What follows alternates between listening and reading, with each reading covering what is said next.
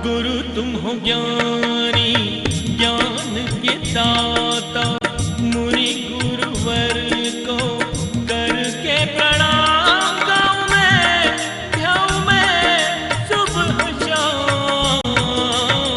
तुलक सागर एक नाम एक नाम। प्रसारण पुण्यार्जक परिवार जिन शरणम तीर्थ धाम के परम संरक्षक संघपति श्री प्रदीप मामा, प्रतिभा मामी, भोपाल।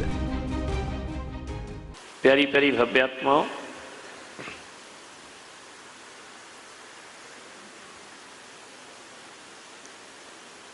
इस देश के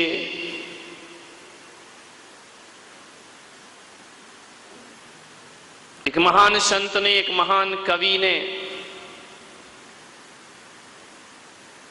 एक संदेश दे दिया।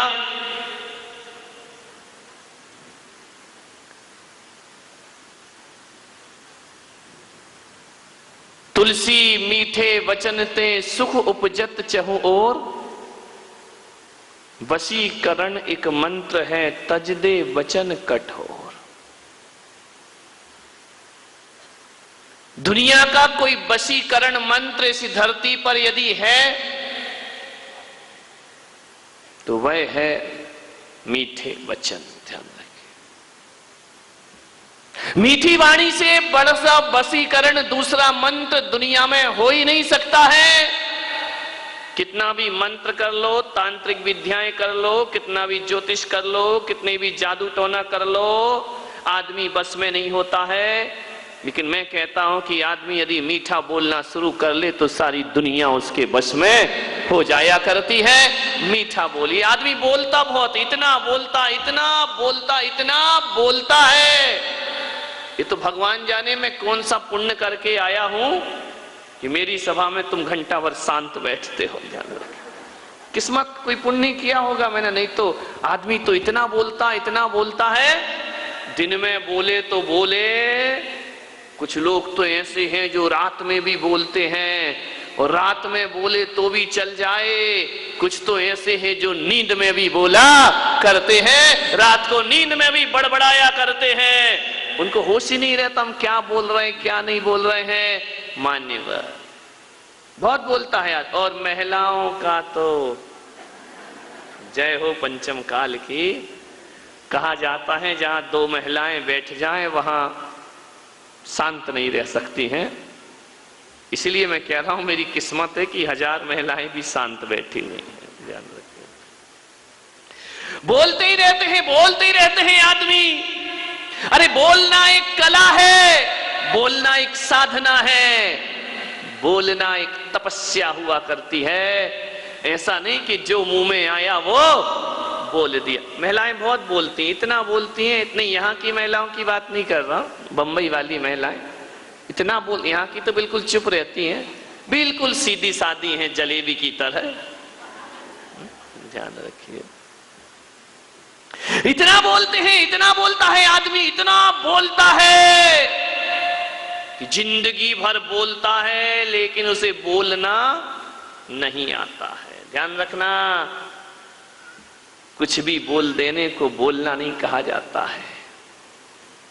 सारे दिन बड़बड़ बड़बड़ बड़बड़ बड़बड़ बड़बड़ बड़बड़, ये बकवास है, ये बड़बड़ाना है, ये बोलना नहीं है। बोलना कब पता चलता है?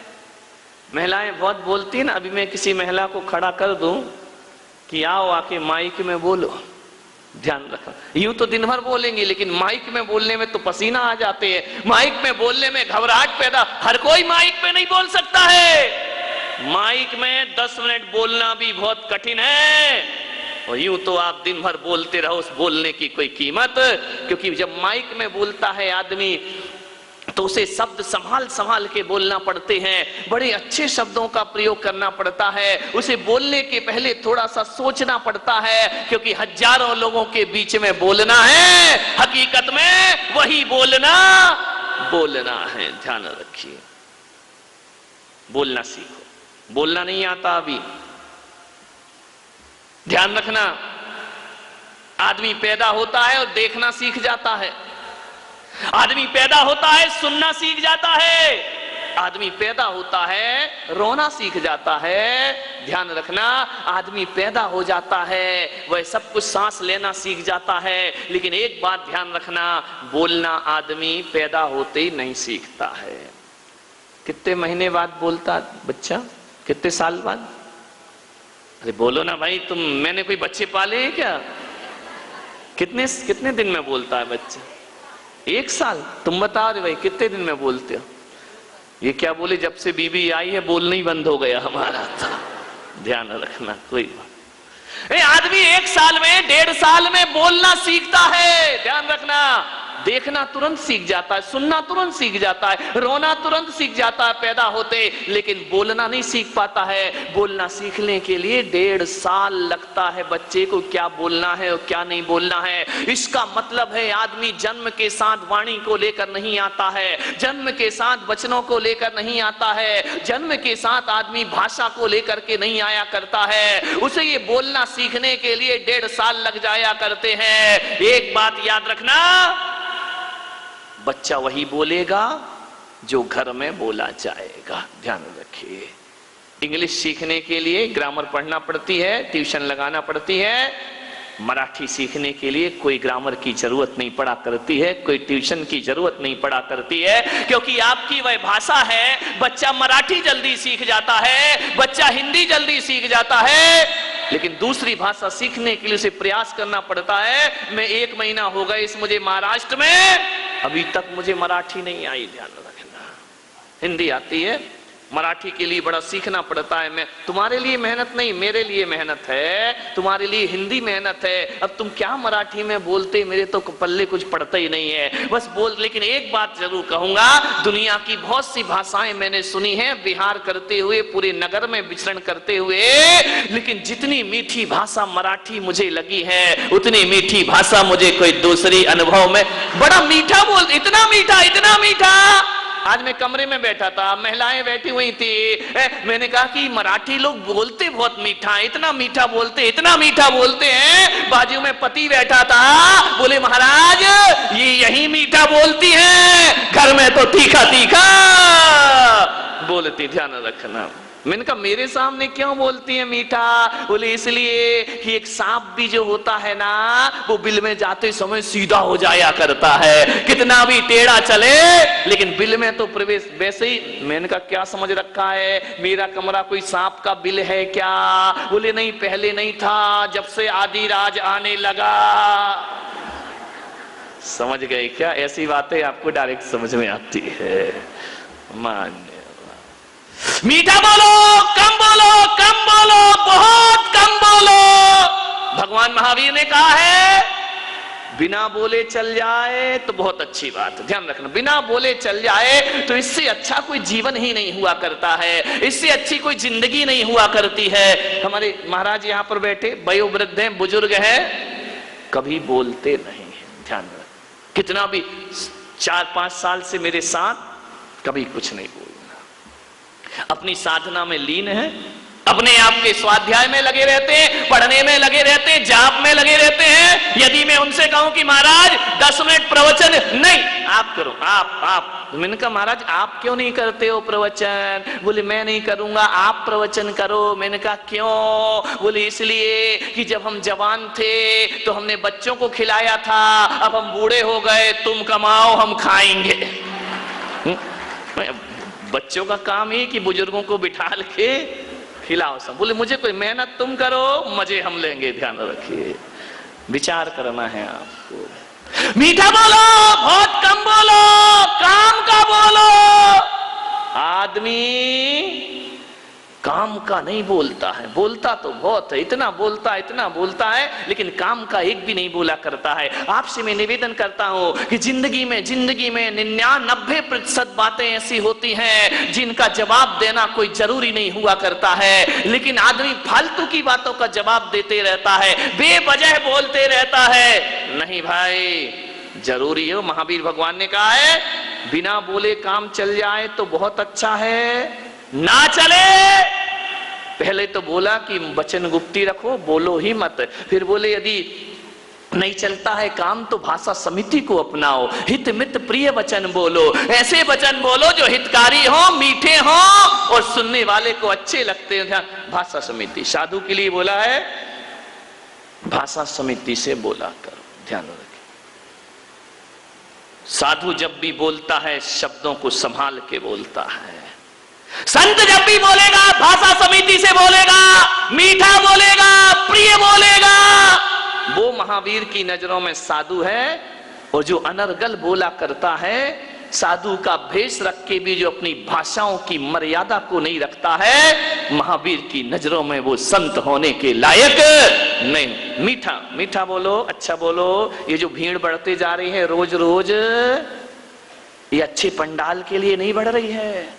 अच्छा मंच लगा है इसलिए पब्लिक नहीं है, पब्लिक को कोई मतलब नहीं, तुम कुछ भी लगा दो ना। अच्छे मंच के लिए बढ़ रही है ये भीड़, जो पब्लिक दिनों दिन बढ़ते जा रही है, ये अच्छे खूबसूरत पंडाल के लिए नहीं बढ़ रही है, यहाँ की व्यवस्था और स्वागत सत्कार के लिए नहीं बढ़ रही है। ये भीड़ अगर बढ़ रही है तो संतों के मीठे वचन सुनने के लिए लोग यहाँ पर क्या क्या मिल। जैनों की सभा में कुछ नहीं मिलता मेरे भाई, और लोगों का सत्संग हो तो कम से कम मिठाई तो मिलती है, प्रसाद तो मिला करता है। जैनों के हाथ तो एक मुट्ठी बाद प्रसाद भी प्राप्त नहीं हो। ध्यान रखना, यहाँ प्रसाद मिलता है, खाने वाला प्रसाद नहीं मिलता। यहाँ तो जिंदगी को जीने वाला प्रसाद प्राप्त हुआ करता है कि जिंदगी को आप कैसे जी सकते, आनंद के साथ कैसे जिए, अपना जीवन कैसे बदले। खाने पीने का नाम जिंदगी नहीं है। ज्यादा मत बोलो, ज्यादा बोलोगे, बड़बड़ करोगे, बकबक करोगे, ज्यादा जुबान चलाओगे तो कोई ना कोई जुबान काटने वाला भी तुमको प्राप्त हो जाएगा। ध्यान रखना, आदमी जब तक नहीं बोलता ना, तब तक उसके बारे में आप कोई निर्णय नहीं ले सकते कि आदमी कैसा है, कैसा है, कैसा जीता है, कैसा होता है, आदमी का स्टेटस क्या है, आदमी का जीवन कैसा है, आदमी का व्यक्तित्व कैसा है। मौन आदमी के बारे में आप कुछ निर्णय नहीं ले सकते हैं, लेकिन जैसे ही आदमी बोलता है ना, पता चल जाता है कि इस आदमी की औकात क्या हुआ करती है। ध्यान रखना, वो आदमी कैसा है इसका अंदाजा तब लगता है जब वो गुस्से में भर के बोला करता है। ध्यान रखिए, वाणी से हमारे संस्कार पता चल जाते हैं, बोलने से हमारे भीतर के चरित्र का पता चलता है। वाणी संस्कारों का दर्पण हुआ करता है। ध्यान रखिए, जिसमें आदमी के व्यक्तित्व को देखा जा सकता है। बहुत अच्छे, बड़ी प्रभावी ढंग से वाणी बोलिए। एक रानी थी, उसे खाने का बड़ा शौक था, इतना शौक, इतना शौक, इतना शौक कि महल का भी खा जाए और कोई बाहर से बुलाए तो उसके घर भी खाने चली जाए। एक बार राजा रानी दोनों बैठे थे। राजा ने कहा कि महारानी, जीवन में वाणी का बड़ा महत्व हुआ करता है। रानी ने कहा, वाणी यानी कुछ नहीं, जीवन में तो जीवन वाणी का बहुत महत्व हुआ करता है। बोले क्या मतलब है? बोले खाने का बहुत मतलब हुआ करता है। राजा ने कहा, देखो रानी, खाना महत्वपूर्ण नहीं, वाणी महत्वपूर्ण हुआ करती है। रानी ने कहा, मैं ये बकवास नहीं मानती हूँ, खाने से अच्छा तो दुनिया में कुछ नहीं हुआ करता है। खाना यदि अच्छा मिल जाए तो जिंदगी का आनंद बरस जाता है। राजा ने कहा, वाणी की कीमत है। रानी ने कहा, नहीं, खाने की कीमत है। दोनों में विवाद बढ़ गया। मंत्री वहीं खड़ा था। मंत्री ने कहा, महाराज, आप राजा, ये रानी, दोनों के बीच में बोलना उचित नहीं है। राजा ने कहा, मंत्री जी बताओ, भोजन का ज्यादा महत्व है या वाणी का ज्यादा महत्व है?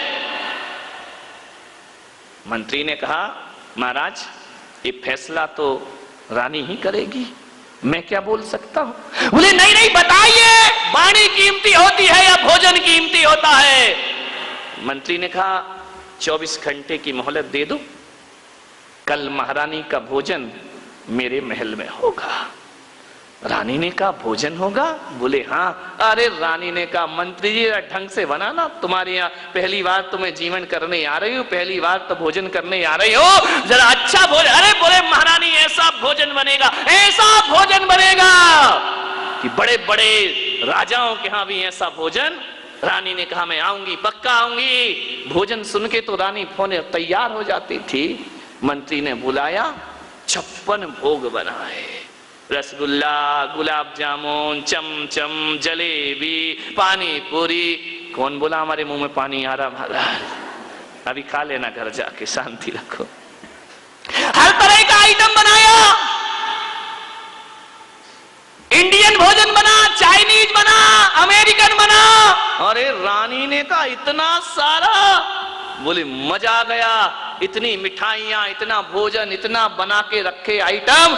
रानी ने कहा वाह मंत्री, तुमने तो गजब कर दिया, क्या खुशबू आ रही है तुम्हारी भोजनशाला में, क्या आनंद, मन गदगद हो रहा है। मंत्री ने कहा महारानी भोजन करो, आज करिए, स्वीकार करिए। रानी ने कहा बिल्कुल। हाथ धोए रानी ने और खाना शुरू हुआ। अरे ये मिठाई है, मजा आ गया मंत्री जी, क्या मिठाई बनाई है, ये नमकीन खाओ महारानी। नमकीन खाया, बोले मजा आ गया। तुम्हारे यहाँ क्या बोलते हैं नमकीन? फरसाण है ना, फरसाण, उससे तो परेशान है सब, ध्यान रखिए। बोले लो महारानी खाइए। खाते गई, खाते गई, खाते गई। ऐसा भोजन उंगलियां चाट चाट के खा गई पूरे रानी। रानी ने कहा मंत्री जी गजब कर दिया तुमने तो। अरे जो रसोइये बुलवाए हैं, कल से इनको महल में शिफ्ट किया जाए, ये सारा भोजन महलों में बनाएंगे।